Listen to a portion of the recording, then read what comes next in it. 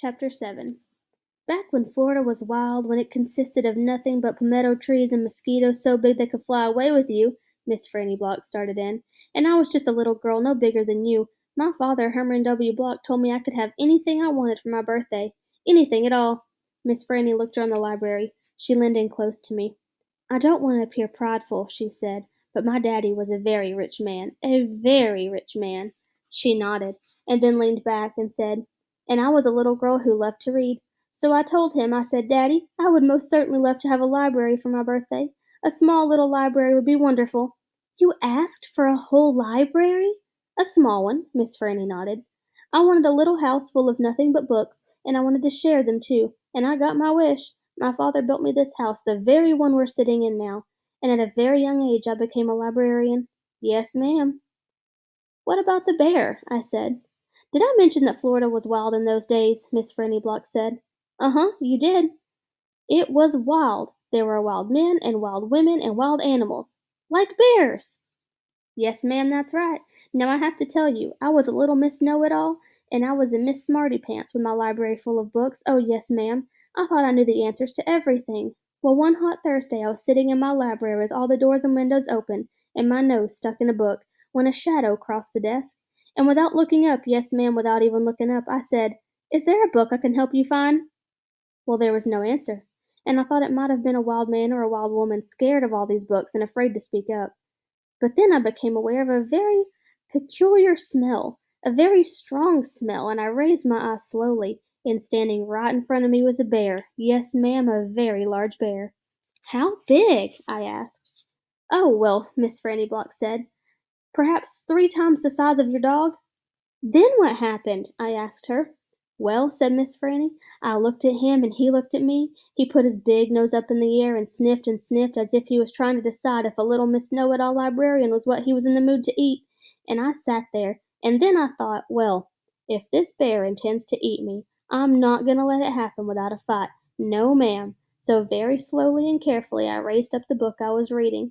What book was that? I asked. Why, it was War and Peace, a very large book. I raised it up slowly, and I aimed it carefully, and I threw it right at the bear and screamed, Begone! And do you know what? No, ma'am, I said. He went. But this is what I'll never forget. He took the book with him. Nuh-uh, I said. Yes, ma'am, said Miss Franny. He snatched it up and ran. Did he come back? I asked. No, I never saw him again. Well, the men in town used to tease me about it. They used to say, Miss Franny, we saw the bear of yours out in the woods today. He was reading that book and said, It sure was good, and would it be all right if he kept it for just another week? Yes, ma'am, they did tease me about it, she sighed. I imagine I'm the only one left from those days. I imagine I'm the only one that even recalls that bear. All my friends, everyone I knew then when I was young, they're all dead and gone. She sighed again. She looked sad and old and wrinkled. It was the way I felt sometimes, being friendless in a new town and not having a mamma to comfort me. I sighed too. Winn-Dixie raised his head off his paws, and he looked back and forth between me and Miss Franny. He sat up and showed Miss Franny his teeth. Well, now look at that, she said. That dog is smiling at me. It's a talent of his, I told her. It's a fine talent, Miss Franny said, a very fine talent. And she smiled back at Winn-Dixie. We could be friends, I said to Miss Franny. I mean, you and me and Winn-Dixie, we could all be friends. Miss Franny smiled even bigger. Why, that would be grand, she said, just grand.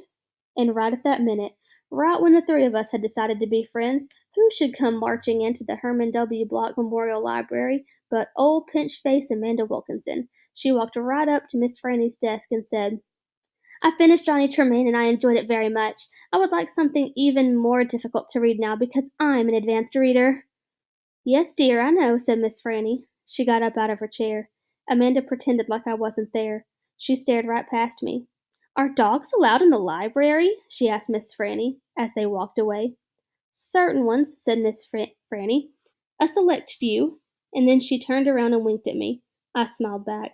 I had just made my first friend in Naomi, and nobody was going to mess that up for me, not even old pinch-face Amanda Wilkinson.